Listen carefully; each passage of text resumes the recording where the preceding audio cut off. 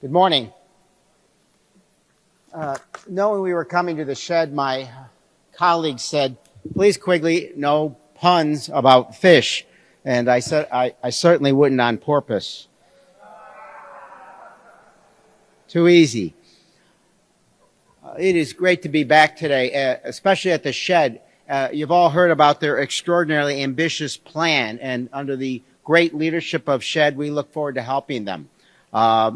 Because, as I said, get used to these. And just an aside, in the next Congress, I'm going to be the ranking or chair Democrat on the committee that funds transportation, housing, and urban development. It is my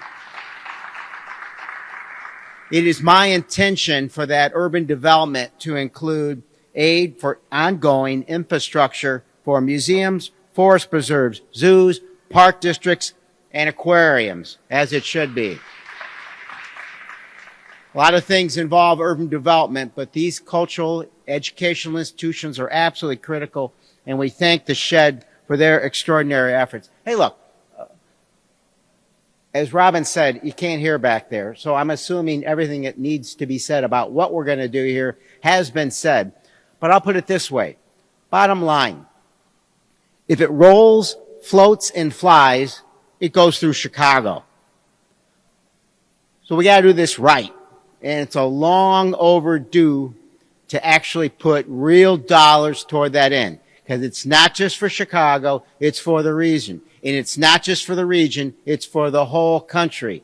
So, get used to these. As Jan said a couple weeks ago, many of you were with many of us in Des Plaines talking about the 2,300 bridges in Illinois that need to be replaced. Earlier in the week, we talked about at the Belmont L with the Brown Line flyover to improve efficiency in the artery of Chicago, make it safer, and to extend that red line so every Chicagoan can get access to public transportation.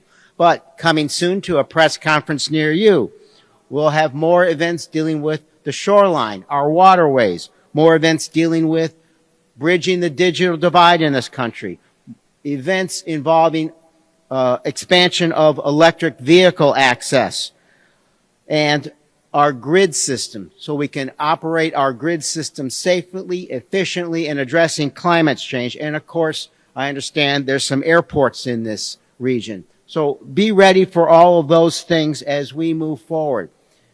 We're so far behind right now, this puts a dent in it. And for everyone questioning the Biden administration, every president in my lifetime's tried to get this done. He got it done. And it's a cornerstone to our advancement and competitive. As you know, we're getting outspent by our economic competitors, somewhere between 4-1 to 6-1, putting us farther and farther behind. That can't happen. So this begins the end of that and an effort toward, again, transforming our country where it should be. As FDR did when he electrified rural America, as Eisenhower did when he built the interstate highway system. This is a step in those same directions, building infrastructure for the next 100 years, not the last.